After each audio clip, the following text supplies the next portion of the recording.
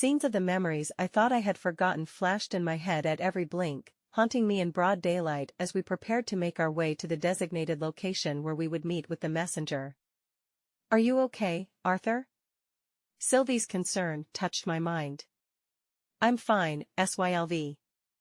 Other than the fact that you call me by my name now," I replied, scratching her small ears. "Grandfather said that it's important that I uphold the dignity of the dragons." My bond held her tiny snout up high, she sauntering beside me as we came out of the teleportation gate that Alder had conjured. We just had arrived near a small fishing town called Slore more than a dozen miles south of Atiston. "Well, I can't say you weren't cuter before when you used to call me Papa," I smirked. "Don't worry. I still see you as my papa," she comforted, rubbing her side against my leg as we walked. "I still don't feel right about doing this meeting without any backup," Byrion said warily. We were in a small clearing on a rise just above the town of Slore. The occasional moist breeze carried with it a strong smell of the sea, making me sticky despite the frigid air. "If this messenger has the audacity to act against us, I will have every right to intervene," Alder assured, a slight smirk appearing from his lax expression as his single-opened eye stared straight ahead.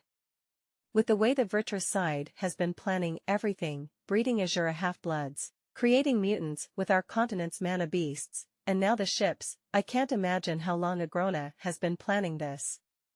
And I can't shake the feeling that this war is more of a game to him than some passionate endeavor.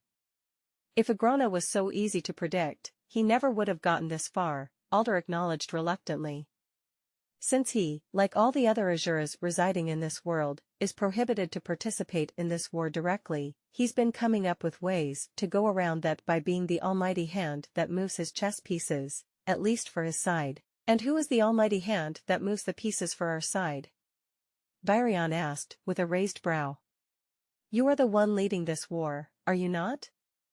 Alder reminded. Byrion shrugged skeptically. "That's what I tell myself at night." "All right," I intervened. "Is this the meeting place?" "Sponsored content."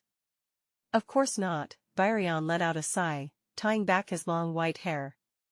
"This is the farthest I can take us before we traverse to our real destination," Alder clarified. "Our destination is in the middle of the ocean. Lead the way," I gestured. Alder's feet slowly rose from the ground as a milky aura covered both him and Byrion. Soon, the aura lifted Byrion into the air as well. Byrion's lips shut tight as every muscle in his body tensed like a cat picked up by its scruff. As the two of them shot up above the clouds, Sylvie suddenly scampered towards the edge of the cliff. "Jump!" Sylvie chirped as she suddenly leaped off the edge. Without a second thought, I followed my bond. As I propelled myself up off the steep edge, I took the time to admire the hawk-eye view of the bustling town directly below me. Just as my body began to descend, Sylvie's massive figure appeared below, scooping me up from the air with a snap of her powerful wings. I patted the base of her long, black neck as we sped through the clouds. "Sylvie, did you gain weight?" I joked, spotting the two tiny figures of Alder and Byrion ahead of us. "That joke is getting old, you know," Sylvie grumbled. "Not to me." I let out a refreshing whoop at the top of my lungs that was blown away by the harsh wind slicing against us as we sped faster. Sylvie stayed a few dozen meters behind Alder as we surfed the top of the clouds. This far up in the sky, the only sound that could be heard was the sharp whistle of air around us, making the journey peaceful despite the purpose of our trip. As I stared in a daze at the blue and white scene around us, my mind wandered back to Epheotis after I had just finished my training. The brusque king of Azuras had wanted to see me before I headed back to Dicathan. That was the second encounter I had had with Lord Indrath, and also the moment I realized who Myre was. The elderly Azura that had healed me and taught me how to read spells using Realmheart had been seated right next to the stone-faced Lord Indrath, with an amused grin on her now youthful face. As I stood speechlessly with my mouth ajar, Lord Indrath beckoned me with a simple, "I'm sure you remember my wife, Myre." Needless to say, the meeting hadn't gone as I had thought it would. For one, Lord Indrath had been much less critical this time compared to the first time we had met. He'd even barely, acknowledged my improvement, although he had added that if I hadn't learned with Meyer's help, then I would have been a lost cause. Sponsored content. Before leaving, Lord Indrath had left me with one piece of advice. What was odd was that he had activated his ether ability, freezing time for everyone present, even his wife, except for the two of us. As I stared blankly at the King of the Azuras as Meyer, Sylvie, and the guards remained static, he had left me with a cryptic message. It's wisest to close your heart to the elf princess. That was all he had said before withdrawing his powers and having the guards escort Sylvie and me back to Winsome and Ren, who were waiting for us outside. We're almost here, Sylvie announced, snapping me back to the present. Alder and Virion had stopped above the clouds, waiting for us to catch up. I'm sure I don't need to say this to you, but I will anyway. No one knows how much the Vritra actually know, so it'd be wise to keep your true strength hidden during this meeting. Alder's voice rang uncomfortably in my ear as if he was whispering right next to me. What about Sylvie? I shouted, unsure if Alder would even hear me. Lady Sylvie will have to transform back into her miniature from, Alder answered. I will carry you down, Arthur. You are reading on https://webnovelonline.com. I'll lay low for now, but I'm not going to stay hidden during the war.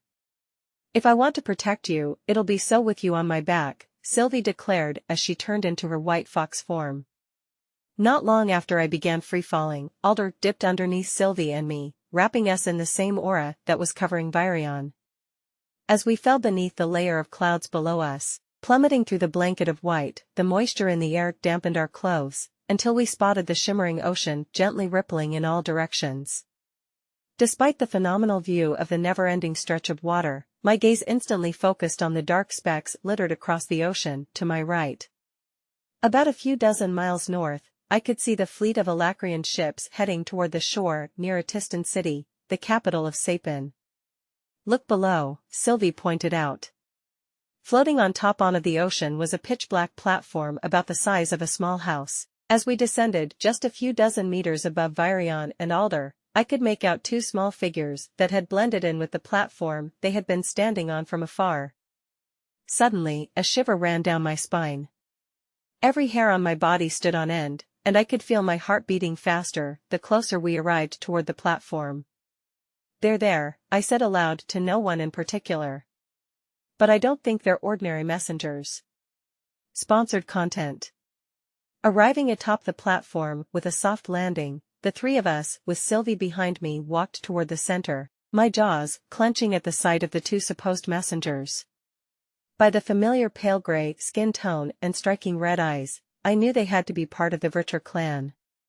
Welcome to our humble abode, the taller of the two sneered, his lanky arms spread wide open. Virion narrowed his eyes. We assumed that we'd be meeting with a messenger. That position seems to be beneath both of you. I'm flattered, but at this moment we are mere messengers, he replied with an exaggerated smile while his companion remained silent. Examining the two Vritras separately, despite their ancestry and blood, the two couldn't be more different. The one on my left stood just a bit taller than me with a ramrod-straight posture. The Vritra had deep-set eyes underneath heavy lids, giving a mysteriously charming quality to his stern face. With his neatly cropped head of ash-black hair and his tight-fitting black armor underneath a lavish purple cape, the Vritra looked like someone out of every female's dreams if it weren't for the pair of horns jutting out just above his ears. The other Vritra, the one that had been talking, stood well over 2 meters, towering over everyone here, despite his hunched posture. His long, thin arms dangled by his sides as though his arms had popped out of their sockets. This Vritra didn't wear armor. Instead, his body was wrapped completely in thick dark bandages underneath a shabby black mantle that perched on his shoulders. Messy bangs peeked out from underneath his tattered hood, accentuating his peculiar appearance. This was my first time face to face with a Vritra, so I was surprised to see how much smaller the horns of the Vritra wearing the purple cape was compared to the Vritra that had attacked Sylvia in the cave during my childhood. However, the fact that I couldn't sense the level that these two messengers were meant they were either purposely hiding their auras or were just that much stronger than I was. I am Silrit and this is Yuto. It is an honor to meet you, Alder. We retainers have heard much about the famous Azuras in Epheotis. As if Virion and I didn't exist, Silrit's gaze locked onto Alder's, but even that wasn't out of respect. I trust that you will uphold the pact and remain a non-combatant. I couldn't help but be surprised at how casually he had mentioned that he was a retainer. That meant that he was one of the leading figures in this war that were actually allowed to fight, just beneath the four scythes. Assuming that your side will do the same? Then yes, Alder answered, his stare just as piercing as Silrit's. It's a shame. I wanted to try fighting in Azura, but I guess I'll have to settle for slaughtering a few thousand of you lessers, the Vritra named Yuto spat, locking his eyes on me.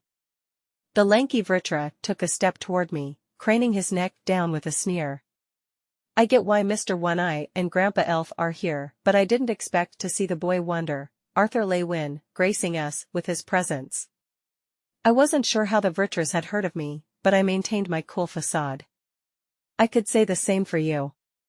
To what pleasure do we owe the retainers for showing their faces here? Like Silrit said, we just didn't want to send an innocent messenger to get captured and tortured for information. Because that's what I do. Yuto's slanted red eyes peered into me, searching for signs of fear or anger. Instead, I returned his provocation with a smirk. I can't wait to find you on the battlefield. He replied with a murderous gaze, his lips spreading into a wicked grin. Why wait? I love slicing through children's flesh the most. Yuto. Enough, Silrit reprimanded. What? Yuto shrugged innocently. Mr. One-Eye here can't touch us anyway. Neither would I want to touch any filthy Lashurans, Alder answered apathetically as he peered into the lanky Vritra's eyes. Now. Since we didn't come here to exchange frivolities, get on with your message and disappear from my sight. By the slight twitch in Yuto's brows, I could tell his attempt at provoking Alder had backfired. However, before the lanky Vritra had the chance to respond, Silrit stretched an arm in front of Yuto to stop him. The message that His Majesty has tasked me to deliver to the leaders of Dikathan is simply this: surrender the ruling family and mercy will be given to those who deserve it. Continue resistance and our army will eradicate everyone on this without discretion, Silrit recited, his gaze still only on Alder. You call those terms? Virion burst out. That's a one-sided ultimatum. Yuto revealed a cocky sneer as he dipped his head lower to be eye level with Virion. Be thankful you even have the choice. Don't worry. If you decide on the first option, I promise to be extra gentle when slicing off your head. Silrit stared daggers at his companion. We weren't sent here to incite a fight, Yuto. That was never my intention, just a friendly warning of the upcoming battle. The lanky Vritra replied, but then turned to Virion with a perverse grin. I hope to meet you and your granddaughter, Elf King. I'll make sure to enjoy myself thoroughly as you helplessly watch. Disregarding Alder's warning, I stepped forward, ready to draw the sword in my dimension ring, but in that instant, Virion moved first. In a flash, his fist made contact with Yuto's jaw. Tesha's grandfather had already activated his second phase, a shroud of black covering his entire body and head, but I could still make out the rage in his eyes. Yuto's head immediately snapped back at the blow, lifting him off the ground and blowing off the hood that had been covering his head. That kinda tickled, the lanky Vritra growled, cracking his neck. Yuto's nose jutted out at a weird angle, but my eyes were glued to his horns. It wasn't the shape or the size of his horns that had stunned me. No, it was the familiar chip on his left horn. The chip that the lance, Aaliyah, had made with her dying breath.